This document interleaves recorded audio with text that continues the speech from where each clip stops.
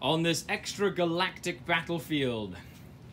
Welcome to another Skaredcast battle report, where the Harlequins will be facing the Grey Knights in this space station. In an ITC mission, let's begin.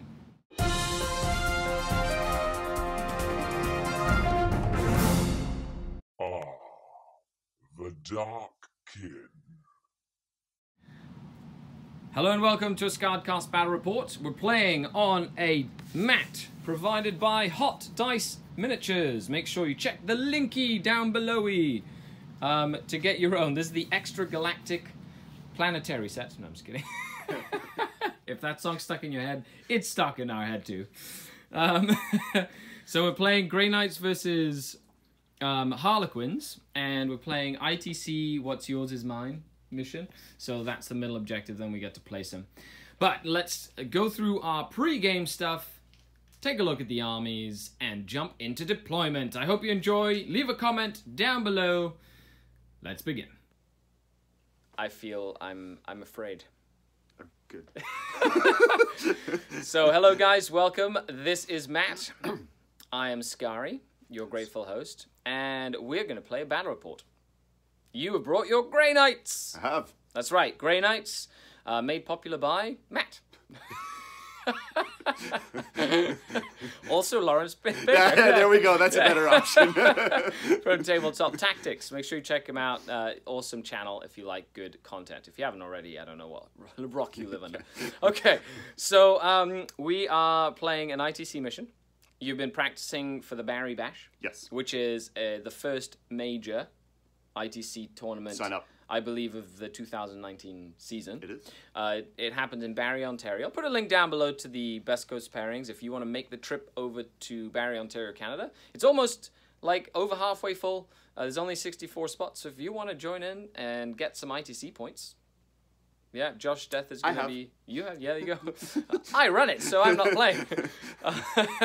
Okay, so you and I played this matchup before. It was not filmed. Okay, so what happened in the last matchup? I underestimated what Harlequins can do. You did? Yes. You kind of like split your army up? Yeah. In my early stages of... I'm not saying I'm a master of them by any means, but in my early stages of Grey Knights, I didn't comprehend that they are you need to be together. Yeah. So I split up my army and underestimated what Harlequins can do. That's right. Don't do that. So this is the part of a 20-game series where I'm playing 20 games with the Harlequins to get good at them. Yeah, you're playing with the Grey Knights. So you're kind of like taking notes and tweaking little things and adding cool stuff that you like. So this is game 5 of my series. I believe it's game 8 of mine. Very cool. So game 8, game 5. This is the first time I made some tweaks to the list. I've added in a solitaire, and we'll kind of look at the list themselves, but I'm really excited about this mission itself. Okay, so let's dive right in. You don't want to look at our mugs, you want to get to the action. So let's look at the armies. And here we have 1,500 points of Dreaming Shadow. Their trait, Somber Sentinels, means that whenever one of them dies on a 4+, they either get to attack or shoot again. Sort of like a Space Marine built-in banner. They also never lose more than one model due to morale. So I've got 2 battalions here, which is pretty cool. I have a Troop Master, Shadowseer, and a Solitaire. 3 units of Harlequins. Any of them that are upgraded with Kisses have Kisses. Any of them that have the Caress are just close combat weapons. So that's the same across the whole army. A unit of Jet Bikes with Haywire Cannons and Zephyr Glaives. Then we have the 2nd Battalion. Troop Master, the Warlord, with his really cool looking top hat. And by top hat, I mean mohawk, with a cool, like, white coat. Another Shadowseer and a Death Jester with Curtain Fall. 4 Harlequin Jet Bikes with Haywire Cannons and Zephyr Glaives. And another 3 units of 5 Harlequins. And that is 1,500 points following the path of the Laughing God. This is game 5, so I'm really excited. This is different to the army I used game 1 through 4, and now I've only done slight changes, but I like the tweaking. So if you want to check out more about the path, the link to the blog is in the description, where I've been following it through and discussing the effectiveness of all the units in the Harlequin army. Okay, let's take a look at the Grey Knights. And here we have 1,500 points of Emperor's Fury. The Grey Knights, chapter 666. So Matt, take it away. What have you brought to face the Xenos today? Oh, those scumbags. So I have a single battalion. So I start off with 2 Grey Knight Nemesis, or Grandmaster Nemesis Dread Knights. My Warlord has First to the Fray. Thank you very much, Kyle Reiki, for those. To fill out my battalion, I have 3 strike squads. 2 of them are 4 falchions with Psy Cannon, and 1 of them is just straight 5 falchions. And then I have my Interceptor squad, which is 7 dudes with falchions, 2 silencers, and the Justicar has a Demon Hammer. And then my bread and butter, my MVPs of almost every single game, is the Purgation squad that has 4 silencers, and the Justicar has falchions. All 3 of my strike squads are equipped with Gate of Infinity. My Warlord has Sanctuary for a power. The non-Warlord has Vortex of Doom. The Interceptors have Hammer Hand, and of course my Purgation squad has Astral Aim. Very cool. So that's 1,500 points. You got the couple of Razorbacks as well in there. Stone Bolters and Assault Cannons. It's looking great. They're ready to purge some psychic Xenos. Shadow Seers have a target on their back before there's a Warp Rift and demons come. For some reason, the Grey Knights know that wherever these Harlequins go, Slash demons soon follow. Okay, so let's go to the table. And we start with deployment. Back and forth, I knew that Matt's army was going to be smaller than mine. Therefore, I didn't really commit to a general strategy. And I knew that I could redeploy a unit if needed, so I used my jet bikes essentially to spread out his deployment, but Matt did play very smart and kind of centralized his deployment, and it was pretty even going in to the roll-off for turn 1. So let's take a look at how we did. We're here after deployment. We're playing Pointy Dawn of War. So we've got 1 objective there, 1 objective there, 1 objective in the middle of the board on that bridge. That's important. 1 objective in the open over there, and 1 objective back here by this Razorback, or under this Razorback. So in what's yours is mine scenario, you get a bonus point if you control both objectives that you placed. So you place 1 anywhere on the board, 1 in your deployment zone. Matt placed that one there. He placed that one there. I placed this one here, and I placed that one there. So you can kind of see a theme forming. We have deployed. I have a unit of troops, Shadow Seer, Warlord, bikes, troops, Death Jester over here, Solitaire, Shadow Seer, troop, master, troop master, sorry, and more jet bikes. I spent 1 command point to put a unit of 5 in the webway.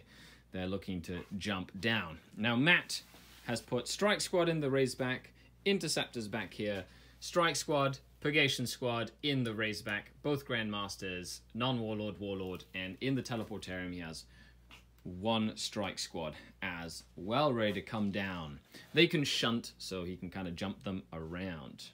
So he did finish deploying first, which means he's going to get a +1 to go first. As for secondaries, I picked Marked for Death, so I picked all 3 Strike Squads, the Interceptor Squad. I went for Big Game Hunter and Recon as well. And Matt, what have you picked? Headhunter. Yep. Old School, and Ground Control. Very cool. So you're going to basically try to stay alive and then hold objectives at the end of the game. Yeah, it's a... Instead of spreading out and trying to get recon. A boom bust. There you go, exactly. It's all or nothing at that point. Okay, sir, you got the +1. Hiya! I rolled equal to you, but you get a +1, sir. Would you like to go first, or would you like to go second? I believe I want to go first. Yeah. You wants to go first? Okay, folks. Will the Harlequins seize the day? Carpe no! Carpe no! Okay, hiya! No, that is a 4. So the Grey Knights will be going first, and I'm spending 1 command point to Swords of All. Boop! Over here. Doop. So as we start the first turn, Matt's instinct was to just go put everything he could on one flank and try and do as much damage as possible. He ended up going against that and ended up playing very conservatively, moving his whole army towards the far corner, making the distance between him and me a lot longer. End of the movement phase for the Grey Knights. They've essentially decided to flee from this side of the battlefield, go this way.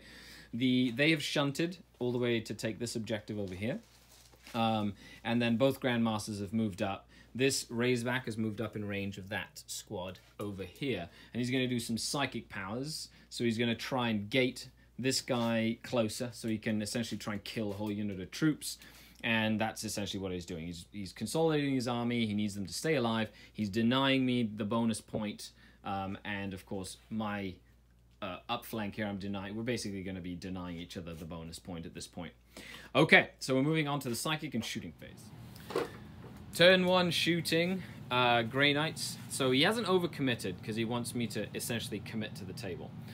He shot everything into this unit of 5. Because of the -1 to wound, it was really useful. He failed to kill the last model. He passed his morale test. I did make some good invulnerable saves at the end to keep him alive. I think I passed 4 out of 5 to keep. So 1 guy died. He lived. He didn't fail morale. That denied him a kill, but he played it right, trying to kill 1 unit here for old school and to kill something. So with that, we're moving into Harlequin Turn 2, but it ain't no Turn 2. Turn 1. We'll be back. So during my turn, I move my fast units to essentially pivot and try and face his threats. So I use my jet bikes to move up the middle and the flank. My biggest thing this turn was trying to cast Twilight Pathways. That power failed, which meant no extra movement. Okay, Harlequin Turn 1. So I've essentially moved and zoned out the back of the board here. Moved the jet bikes up to shoot at the tanks because they've got Haywire cannons. And then essentially zoned. He successfully denied -1 to hit on that troop unit. This unit advanced, so it has a +1 to its invulnerable save. And shooting from the jet bikes, killed 1 Razorback here and put 4 wounds on that Razorback over there. Okay, on that, or was it 6 wounds? No, 4 wounds. Yeah, 4 wounds. 6. 6 wounds? It has 4 left. Oh, it has 4 left. They rolled. My jet bikes rolled like gold this turn. That Haywire, just everything went through. It was crazy. So moving on to turn 2 for the Grey Knights. Let us know what you think they should do. You know, because Grey Knights play very conservatively, but his Purgation Squad is out now. Although they haven't moved, they just lost 1 model in the explosion of the Rhino. He still has most of his troops and Stormbolters alive, which is the stuff that kills my army. So let's move on to turn 2. So Matt was on a bit of the back foot. I had a very good first turn, and he had to try and claw his way back. He took a long time to think about what he wanted to do, and this is super important when you have a first turn that doesn't exactly go how you envision it. Try and get the points that you want to go for. You know, Matt, once again, decided not to overcommit, and he killed something and held an objective as per ITC rules, basically squeezing the points here and there that he could without overextending his lines, without overcommitting, knowing that he had to whittle my army down a little further before he could commit to a battle plan. End of Grey Knight movement, turn 2. So he's decided to continue to be very passive. He's essentially just trying to pick off units. He's playing for turn 4, 5, and 6. And he's got these guys. He's got a unit in here still. He's got the Purgation Squad. He's got these 2 guys here. He's got the Intercept Squad, which he's still holding in the battlefield. The Grey Knights have moved around over here, and they've shot up the 3-up invulnerable save unit, and I spent 2 CPs to keep that unit alive, but they also shot that unit to death, but it took the Strike Squad, Purgation Squad, both Grandmasters, and a full Razorback that's full of guys over here to take out that. Okay, so with a kill and hold, or kill 2 and hold, we're moving on to the next turn for the Harlequins. Let's see what the Laughing God decides to do. This turn, the Harlequins had to make a choice. I could either continue to stay back and take casualties at range against that amount of firepower, or jump forward a little bit more aggressively and try and take out key elements of his army, or tie them up, using the jet bikes as a spearhead and the solitaire as a quick-paced strike assassin. So let's see how that turn panned out. Turn 2 for the... Wow, it feels like it's been like 4 turns. Turn 2. I continue to zone out this part of the board. Death Jester moved in the middle. Grandmaster is in the middle there. Brought the teleporting unit from the webway into that objective there to zone out this side of the board. Shadowseer, Troop Master stayed here. Grandmaster interrupted combat, murdered two of the jet bikes, killed one in shooting with Overwatch. So I only have one left, but he stayed, which is okay. These jet bikes back here almost killed a strike squad in the back, and the man of the match, or the man of the turn, Solitaire that was here, blitzed all the way over here, then Twilight Pathways to blitz all the way over here, then charged in and killed 4 of the strike squad, because he didn't roll so hot over there. But I just want you to see how far he went. Yeah, let's measure it. He went from like over here. 50 inches. He went like, 50 inches with his charge range. And he rolled even higher than what he needed to get into charge. It was pretty awesome. So that was pretty crazy. Okay, so at the end of the turn, I do get hold more. I didn't kill anything this turn, though. Did I? No. Didn't kill one thing. So he got kill more. I did get my recon this turn, and that was it. So we're moving on to turn 3 for the Grey Knights. This was a turn that Matt had an opportunity to turn the game around. My gambit hadn't gone as planned, so a few things had to go Matt's way, but if they could go his way, he could start to swing the game around. The game was still very much in the air. We were pretty much even on only a few points apart. The Harlequins even higher than the Grey Knights. So Matt had to take a step back, figure out what he could do, and once again play to the mission. Kill something, hold something, and whittle me down further as well. Okay, so Grey Knight turn 3. Good turn for the Grey Knights. They used a command point to shunt back. Shot my Solitaire. He did a couple of 3 smites, 1 wound apiece to kill the jet bike, so that he was able to kill my Shadowseer with shooting, and the other Stormbolter shots and the assault cannon shot and killed the unit that was here. We also had 2 jet bikes go down, as the Justicar killed one and the Grandmaster killed one as well. So that being a great turn for the Grey Knights, killing lots of things they need to kill, picking up some headhunter points, and we're moving in to the Harlequins' 3rd turn.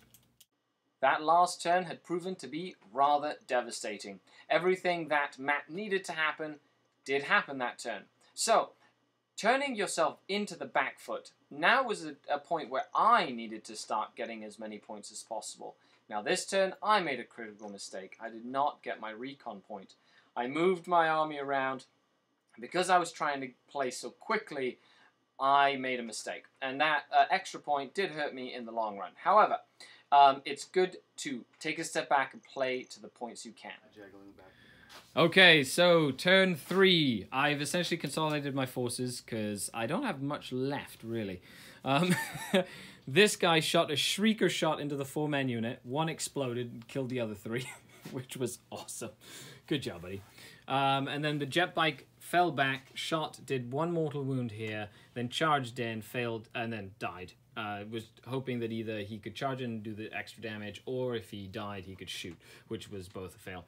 And then that Troop Master just charged in and killed that last Grey Knight. So I did get a couple points this turn. Moving on to Grey Knight, turn 4. I did mess up, though. I didn't get into that deployment quarter to get recon, and I should have kept my model near that objective to get hold more this turn. That was just me not thinking straight and playing too quickly.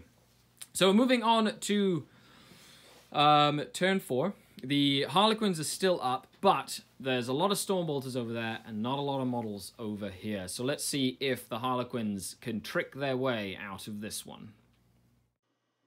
Okay, so the Grey Knights, feeling a little more confident, can now, on turn 4, start pushing out. They have turn 4, turn 5, and turn 6 to solidify their strength in game.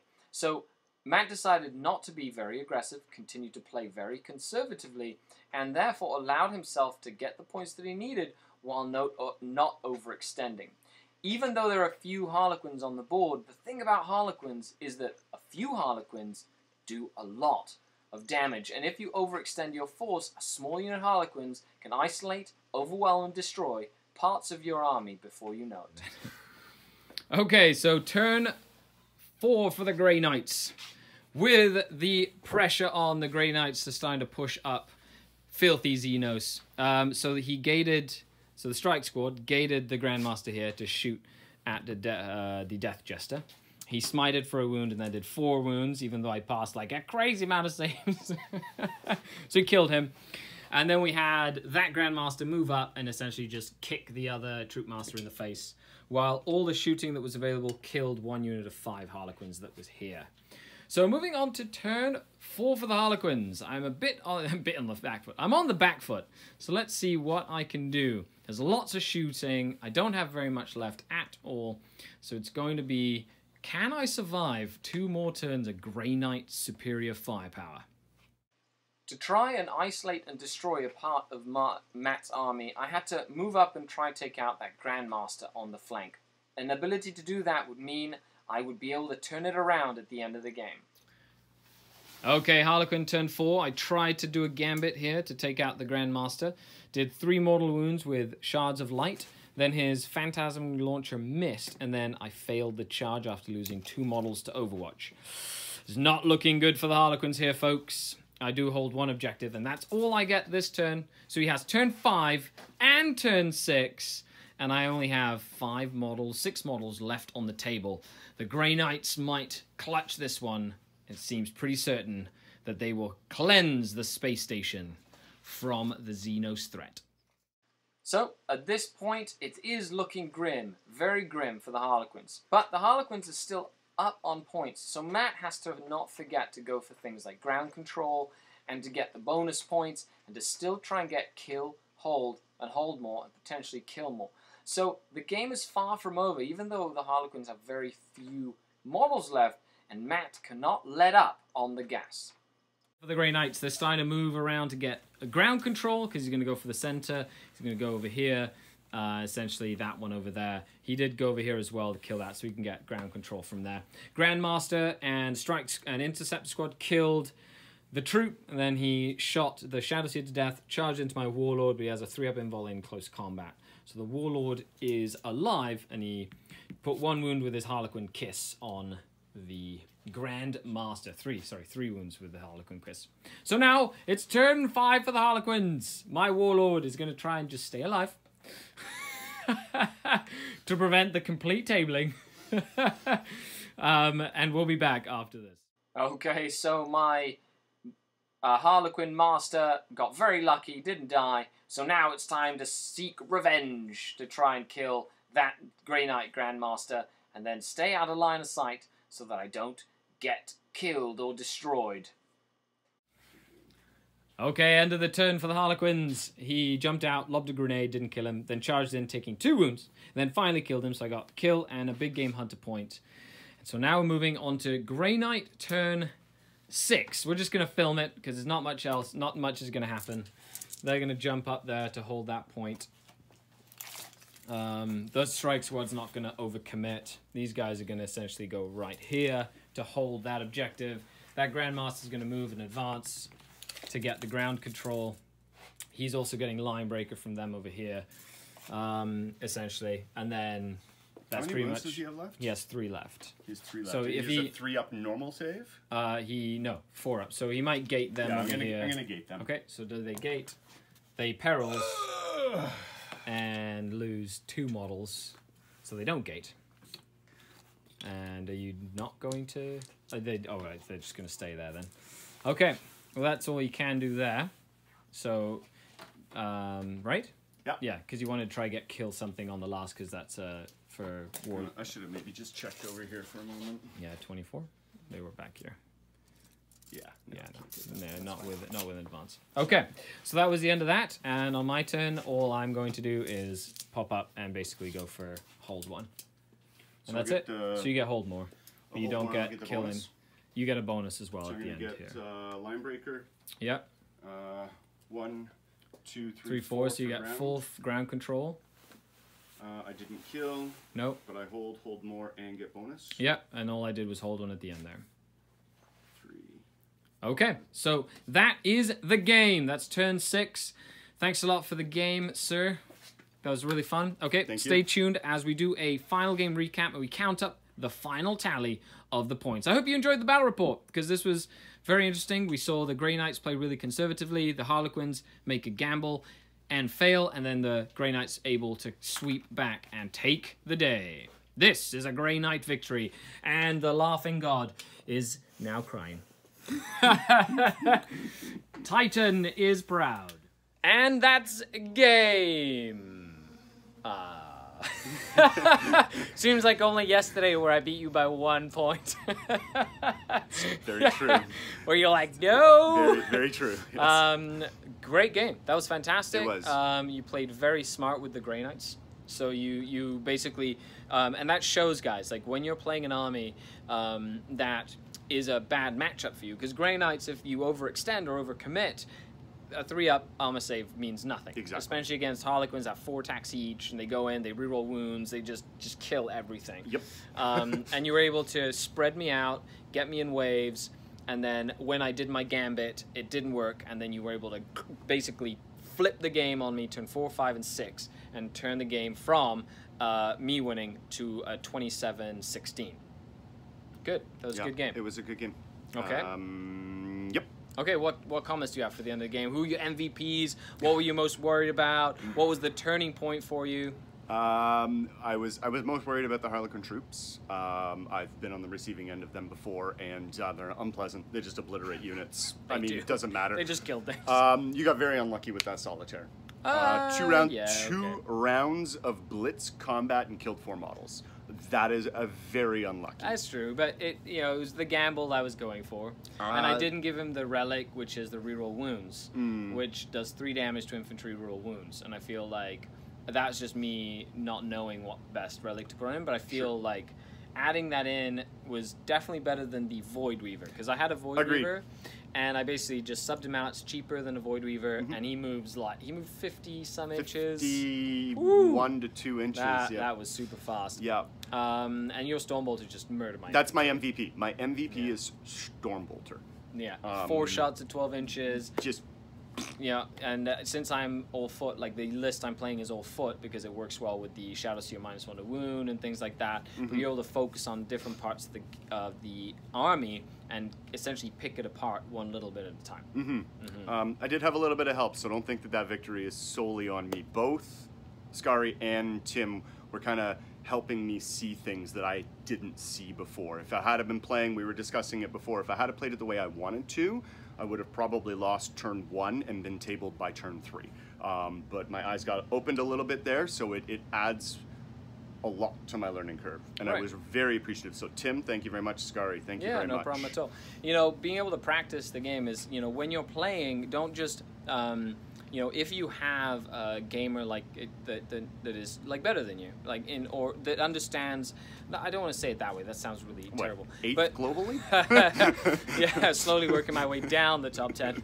No, it's somebody. There's players that or seed things differently, like you said. And if you have them in your area, your region, get together with them, play a game with them, coaching you through it. I also do have a coaching service as well. So if you'd like to learn more about that, check the link down below. No pressure or anything, but if you want to learn some cool stuff, we do weekly video calls and stuff like this all the time. Other than that, thanks for the game, Matt. Thank you very much. I am Skari, your grateful host, and this is... whatever you want me to be. That's right. He's malleable that way. Signing off until next time. Skari and Matt, out.